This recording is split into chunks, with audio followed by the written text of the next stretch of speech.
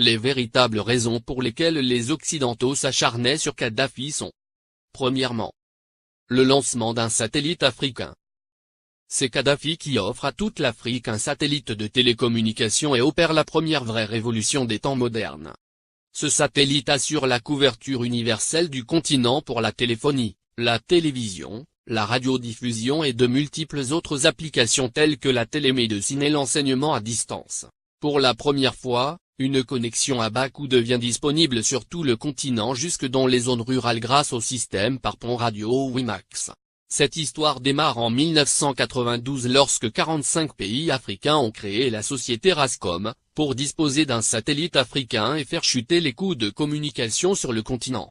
Téléphoner de et vers l'Afrique était alors le tarif le plus cher au monde, parce qu'il y avait un impôt de 500 millions de dollars que l'Europe encaissait par an sur les conversations téléphoniques, même à l'intérieur du même pays africain pour le transit des voix, sur les satellites européens comme Intelsat. Un satellite africain coûtait juste 400 millions de dollars payables une seule fois et ne plus payer les 500 millions de locations par an. Quel banquier ne financerait pas un tel projet? Mais l'équation la plus difficile à résoudre était: comment l'esclave peut-il s'affranchir de l'exploitation servile de son maître, en sollicitant ce dernier pour y parvenir? Ainsi, la Banque mondiale, le FMI, les États-Unis et l'Union européenne, ont fait miroiter inutilement ces pays pendant 14 ans. C'est en 2006 que Kadhafi met fin au supplice de la mendicité aux prétendus bienfaiteurs occidentaux, pratiquant des prêts à taux usuraires. Le guide libyen a ainsi mis sur la table 300 millions de dollars, la Banque africaine de développement a mis 50 millions, la Banque ouest-africaine de développement 27 millions, et c'est ainsi que l'Afrique a depuis le 26 décembre 2007 le tout premier satellite de communication de son histoire. Dans la foulée, la Chine et la Russie s'y sont mises, cette fois en cédant leur technologie et ont permis le lancement de nouveaux satellites, sud-africains, nigérians, angolais, algériens et même un deuxième satellite africain est lancé en juillet 2010. Et on attend pour 2020, le tout premier satellite technologiquement 100% africain est construit sur le sol africain, notamment en Algérie. Ce satellite est prévu pour concurrencer les meilleurs du monde mais à un coût 10 fois inférieur. Un vrai défi. Voilà comment un simple geste symbolique de 300 petits millions peut changer la vie de tout un continent.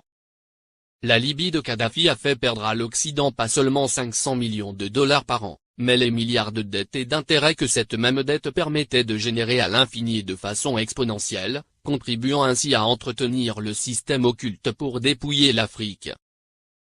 Deuxièmement, l'institution d'un fonds monétaire africain entre autres. Les 32 milliards de dollars saisis par M. Obama appartiennent à la Banque centrale libyenne, et prévus pour la contribution libyenne à la finalisation de la Fédération africaine, à travers 3 projets phares. 1. La Banque africaine d'investissement à Sirte en Libye. 2. La création en 2011 du Fonds monétaire africain avec un capital de 42 milliards de dollars, avec Yaoundé pour siège. 3. La Banque centrale africaine avec le siège à Abuja au Nigeria.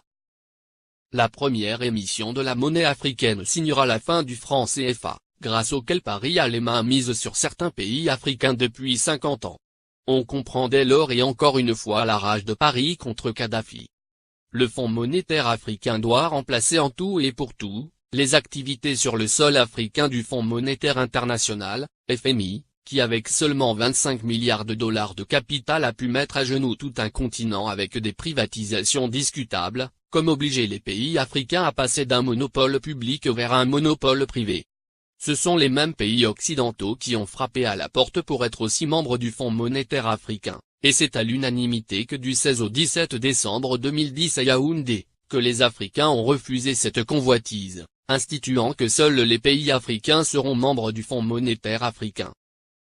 Il est donc évident qu'après la Libye, la coalition occidentale déclarera sa prochaine guerre à l'Algérie, car en plus de ressources énergétiques énormes, ce pays dispose d'une réserve monétaire de 150 milliards d'euros. Ce qui devient la convoitise de tous les pays qui bombardent la Libye et qui ont tous quelque chose en commun, ils sont tous financièrement quasiment en faillite. Les États-Unis à eux seuls ont 14 000 milliards de dollars de dette, la France, la Grande-Bretagne et l'Italie ont chacun environ 2 000 milliards d'euros de dette publique. alors que les 46 pays d'Afrique noire ont au total, moins de 400 milliards de dollars de dette publique. Créer des fausses guerres en Afrique dans l'espoir de trouver de l'oxygène pour continuer leur apnée économique, qui ne fait que s'empirer ne fera que enfoncer les Occidentaux dans leur déclin qui a débuté en 1884 lors de la conférence de Berlin. Car comme l'avait prédit l'économiste américain, Adam Smith en 1865, dans son soutien à Abraham Lincoln pour l'abolition de l'esclavage, l'économie de tout pays qui pratique l'esclavage des Noirs, est en train d'amorcer une descente vers l'enfer qui sera rude le jour où les autres nations vont se réveiller. Pour empêcher Mouammar Kadhafi de concrétiser le rêve de millions d'Africains dès 2014, il fallait donc l'éliminer avant, ou perdre le contrôle total de l'Afrique. Voici toute la raison qui guida la France, les États-Unis, la Grande-Bretagne et leurs alliés dans leur campagne contre Kadhafi. Monnaie, Fonds monétaire africain, Banque centrale africaine, télécommunications, transport, États-Unis d'Afrique. Mouammar Kadhafi avait ingénieusement tout planifié, se fixant comme délai l'année 2014 pour la création de la Banque centrale, le Fonds monétaire et bien d'autres encore pour affranchir le continent noir, après un demi-siècle d'indépendance aux allures de paroles suivies d'aucun acte ou de gouverner sans régner. Après avoir émis l'idée en 2000, lors du sommet de l'Organisation de l'Unité africaine, il a obtenu la création de l'Union africaine quelques années plus tard, le guide libyen pousse le bouchon plus loin. Satellite africain et Afriquia, deux idées concrètes pour l'unité. Mouammar Kadhafi pousse ses pairs à acheter un satellite africain pour que l'Afrique ait son indépendance en matière de communication. Il préfinance cet achat avec plusieurs centaines de millions de dollars américains. Il s'est dépensé sans compter. Ainsi pour acheter le satellite africain, il a mis 300 millions de dollars sur la table, témoigne Moustapha Cissé, ancien ambassadeur du Sénégal en Libye, et ex-conseiller spécial de l'ex-président sénégalais Abdou Diouf, en charge du monde arabo-islamique. Le guide de la Jamaïria libyenne offrit ainsi Rascom CAF 1, le premier satellite de télécommunication entièrement dédié au continent africain et ses îles. Il a été mis en orbite le 20 décembre 2007. Cela a été le premier lancement de l'histoire pour tous les pays africains. Kadhafi lance également la compagnie de transport aérien, Afriquia Airways, qui assure la liaison entre les capitales africaines et régions du continent. La compagnie offrait 4 vols réguliers entre Tripoli et Dakar, Abidjan et Le Caire, et bien d'autres. Beaucoup de gens utilisaient la ligne Afriquia pour aller à Paris. Parce qu'on pouvait faire Dakar, Tripoli, Paris, et retour à 400 000 francs CFA, 615 €, ajoute le diplomate sénégalais. Alors Tripoli était devenue une plateforme de communication entre l'Afrique, le monde arabe et l'Europe. La monnaie et la Banque centrale africaine en 2014. Kadhafi avait proposé la mise en place d'une union monétaire africaine, UEMA. Il avait dégagé 30 milliards de dollars pour la création de l'UEMA qui devrait avoir Yaoundé au Cameroun pour siège. Il avait également prévu la création d'une Banque centrale africaine, BCA, qui devrait installer son quartier général à Abuja, la capitale fédérale du Nigeria. Il était question que cette banque africaine commence à émettre une monnaie africaine à partir de 2014, ce qui ne plaît pas aux Occidentaux, parce que ça nous permettrait de nous passer du franc CFA, et des autres monnaies qui ne font que briser nos économies. Kadhafi avait une politique africaine très dynamique. Du Sénégal au Tchad, en passant par la Guinée, la Côte d'Ivoire, le Ghana, le Libéria, le Bénin, le Togo, le Nigeria, le Niger, le Mali, etc. Le guide libyen investit des milliards de dollars dans les secteurs agricoles, hydrocarbures, hôtellerie et tourisme, et dans l'équipement. Au Mali, le plus petit investissement libyen est chiffré à 50 milliards francs CFA dans l'industrie hôtelière.